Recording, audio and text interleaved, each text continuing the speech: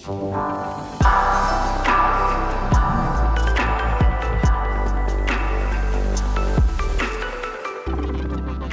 welcome again to another episode of CHILIpulse, where we talk about actionable insights on all things CHILI GraFx. And today I'm very happy to have with me Didier Haazen from Group Joos. Didier, welcome. Thank you. Thanks for having me. That's a pleasure.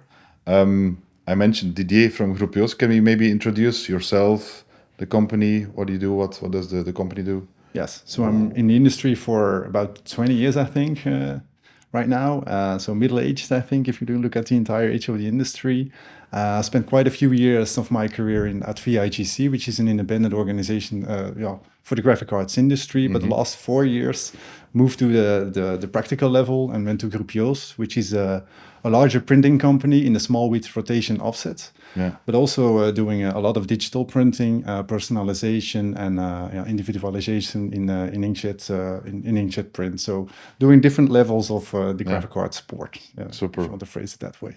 And you mentioned VIGC. That's also where we met a few times. Yes, a couple of years ago already. Yeah, indeed. Yeah. Yeah, I'm also in the industry for a few years. Yes. No, welcome to have you on the podcast. No problem.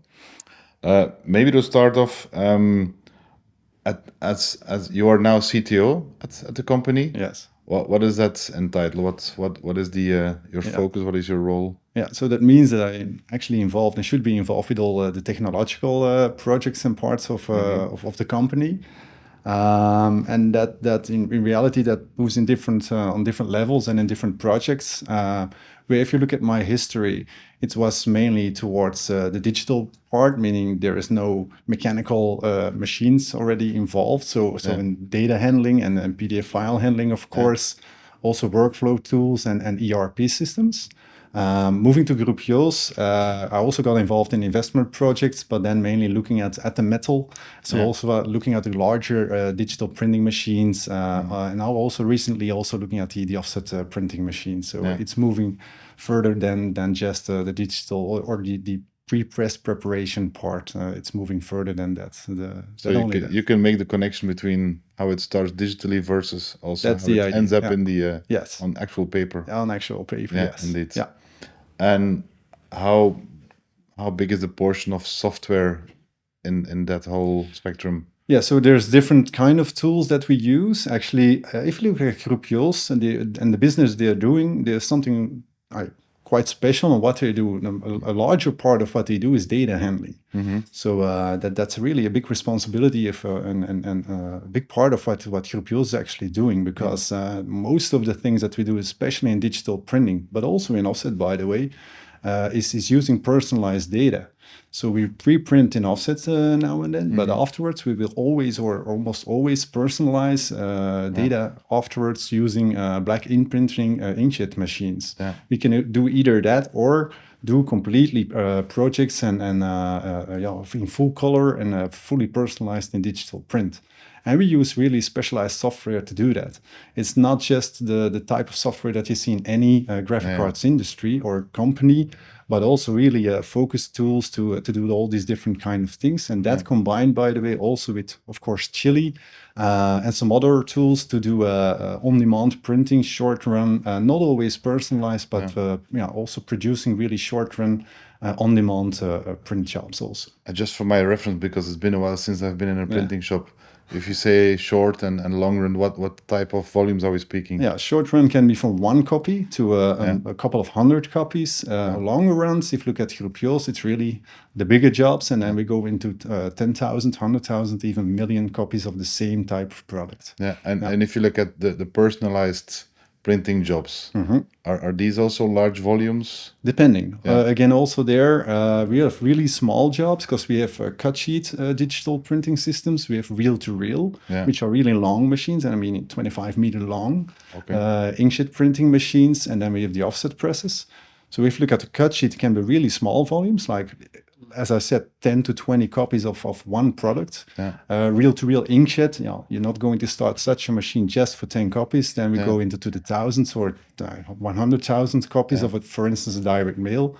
In offset, we would rather think in 100,000 of the same, of the same prints. And in that chain of software and hardware, where does Chili Publish, Chili GraFx fit into that puzzle? Yes, it could be in the long term maybe also be used, and I think in the mid range of personalized data. Yeah. What we're using it today for is as a part of our on-demand printing services that we offer. So whatever we offer through the website, so where larger insurance companies, bank companies, and so on, even the governmental and cities, they can order online, on-demand, small run regular printing jobs like flyers and folders. For that particular part of our business, we are using Chili at this point, but we're also looking at using Chili as for more personalized jobs, which technically it would be perfectly possible. So today it's part of the web shop. Yes. Where people go and can then order and maybe personalize, or is it? Yes. So for instance, for the City of Turnout, for ensuring the corporate identity, because a couple of years ago they completely reinvented the brand City of Turnout, and also the corporate identity was completely changed. What they needed to ensure was that this corporate identity was being used by all the different local organizations of the City of Turnout. And they were looking at different tools and different parties, and in the end, they choose Group Joos, mainly because of the way we proposed the web solution for them, but as an engine inside the solution, which is then we got first into contact with Chili. We won actually. I think one of the reasons that they chose for us was the way we actually provided the personalization and the brand identity protection engine or whatever that we proposed in our offer. And if you walk us through when a visitor on the site, well, an end user of the city in this case, yes, what are they actually? Can they change certain stuff on a document? They can change certain things, but not everything. So it's really communicated very well with the City of Turnout and also the agency behind the rebranding of the City of Turnout.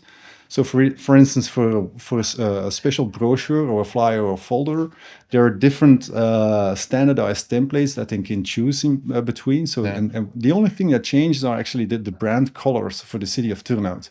So depending on the type of event, they could choose for the blue template, or they can choose for the green layout or the yellow layout. But even the colors and the position of the different brand or the corporate identity items, they're always on the same location. But they can add their own images for a certain event. They can add, of course, the dates and the name of the event, but they cannot just change everything in the template. And depending on the colors and whatever, I think they want to highlight, they can choose between, but not unlimited amount of templates, but just 4 or 5 different templates that match the best with whatever event or brochure they want to create. And is it Group Joos who also prepares the templates? Yes. As in, of course, translating the design into the templates and then constraining what can be done. Yes. So first we go into discussion, of course, with the City of Turnout and the agency, and then we created the templates. First of all, of course, the approval by the City of Turnout, because they have their own designers inside, and they in the end decide whether whether we get a go or no go for publishing the new template inside the City of Turnout portal we created for them. But as soon as they give their approval, it's online, and all the city organizations can start using the templates. Super. Yeah. If you look at the people in-house at Group Joos who are making these templates, do you look for special skills for these people to be able to make these templates? Are they special white ravens you're looking for? Maybe yes, but I think we already have some of them in-house, so that was the advantage. Because again, if you look at Group Joos, what we do is a lot of personalization jobs, and we use really specific personalization tools. But it has the advantage that if you look at the people that we have inside, they really are people that already work in a really structured way. They know about programming. because they do personalized jobs, and even in the millions, so really high-end personalization. So they know how to work with programming tools and how to work with to respect certain guidelines, codes, and check everything not twice but 3 times before you publish something. Especially with like long runs, you don't want to have a No, mistake. At one the end. single mistake, one address fault or whatever can cause a really chain of reactions and cause a reprint of an entire personalized job. It costs a lot of money. So we can avoid that. We need to avoid that in every stage. Because what we did is for Chile, for instance, we really trained this. We looked for, but didn't have to look far for the people inside the programming department. What we call, we just trained them for the Chile engine, which was, if you look at the learning curve, it was not really that steep. Some of them know InDesign, and combined with the knowledge of programming, it was really not so hard to train them also to use the Chile engine. That's good to hear. That's yes. And maybe to wrap up, do you have any advice for people, maybe graduates or people looking for a job in that area? Maybe you look for jobs. What are you looking for in these people? Being the CTO, I think you need to have some kind of empathy for technology. Yeah, of course. Yeah. And also, to dig deep. I mean, you need to have some emphasis on, I want to really go to the finish line and go to the whole and create the whole thing. I think we're looking for that kind of profiles. You don't need to be at Group Joos just to do half of the work. You need to do the entire job. So for you, it's really the mindset. It's a go-getter and a quality-driven person. Yeah. And then the hard skills they will learn on the job. You can learn a lot at school, but in the end, depending on it's for each company the same, I think. But if you're really enough into the industry and enough in love with what we do, I think that's enough, and the rest is just personal skills and really willing to go to the end. Super, great insights. Thank you so much for being with us. Yeah, no problem. And thank you also for the viewers and the listeners. And maybe see you on the next time of CHILIpulse episode.